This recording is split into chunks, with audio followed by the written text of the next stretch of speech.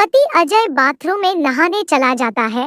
तभी उसके फोन पर एक मैसेज आता है। मैसेज किसी बेबी के नाम से होता है।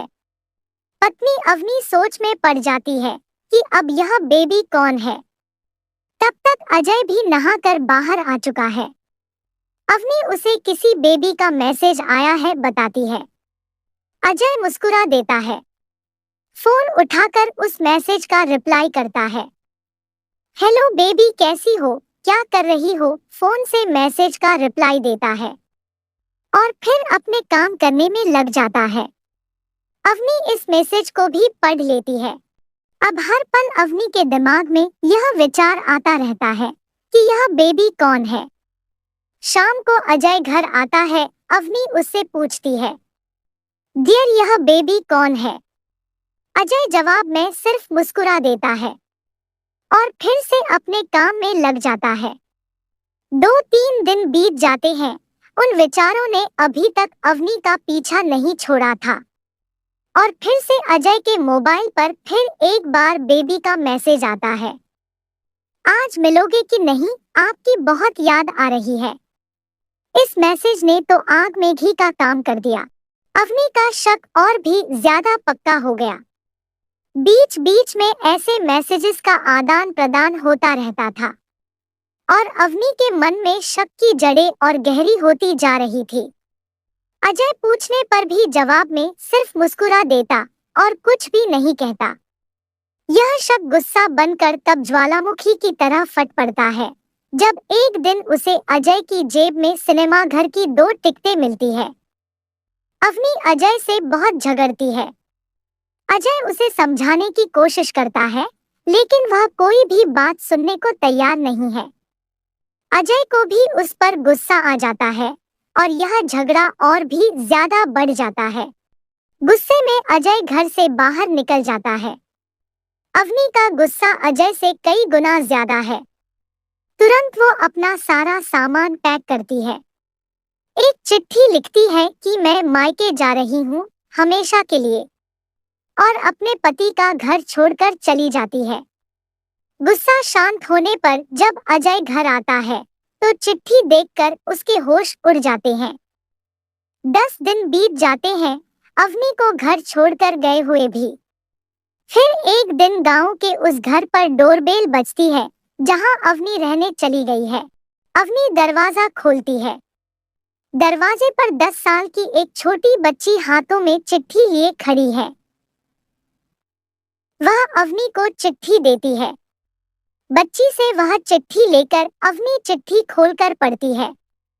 मेरी प्यारी बीबी, जिस बेबी की वजह से हम दोनों में इतने झगड़े हुए और तुम हमारा घर छोड़कर यहाँ चली आई, यही बच्ची है जो अभी तुम्हारे सामने खड़ी है। वह वही बेबी है। अनाथ आश्रम की एक प्यारी बच्ची, इसी के साथ मैं बातें करता था, सिनेमा जाता था। पहली बार जब तुमने बेबी के बारे में पूछा था तो मैंने जानबूझकर तुम्हें नहीं बताया। सोचा थोड़ा मजाक करता हूँ, देखता हूँ तुम कैसे रिएक्ट करती हो। लेकिन मैंने यह कभी नहीं सोचा था कि तुम्हारा शक इतना बढ़ जाएगा कि तुम घर ही छोड़ दोगी।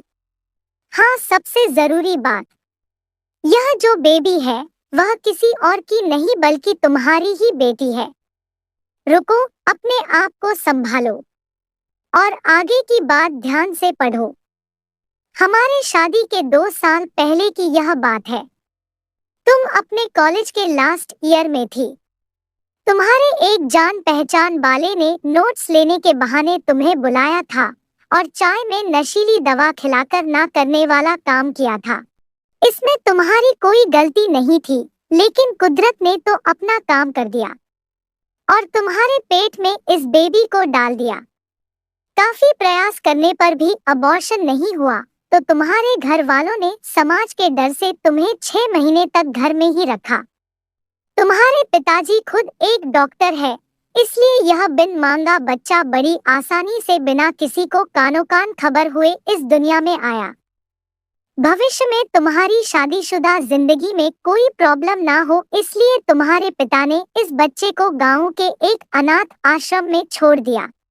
यह बच्चा मतलब यही बेबी जो अभी तुम्हारे सामने खड़ी है।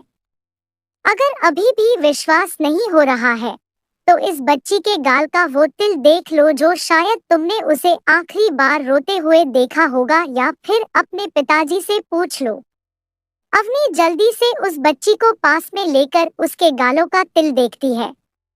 उसका मन भर आता है, उसकी आंखों में आंसू आ जाते हैं, लेकिन अभी भी चिट्ठी बाकी है, इसलिए वह आगे बढ़ जाती है। मुझे पता है अभी भी तुम्हारे मन में यह सवाल उठ रहा होगा कि यह सब मुझे कैसे पता।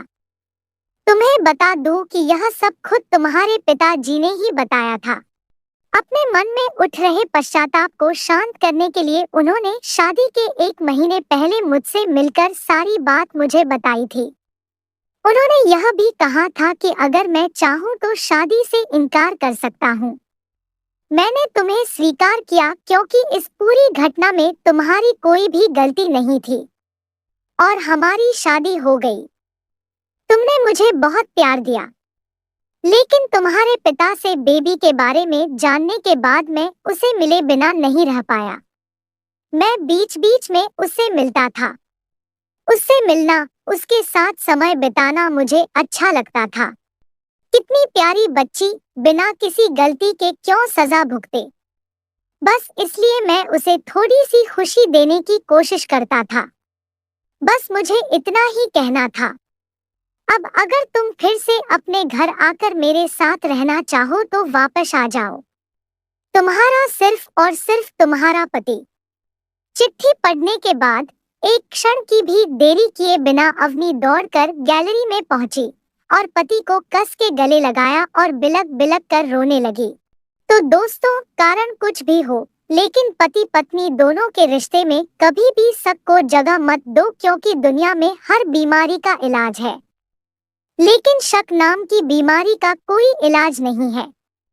एक बार ये किसी के मन में घर कर जाए तो बसी बसाई घर गृहस्थी को खत्म कर देता है।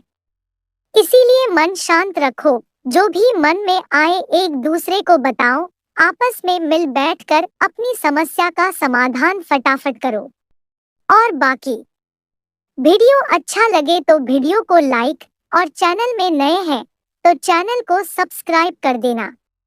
धन्यवाद।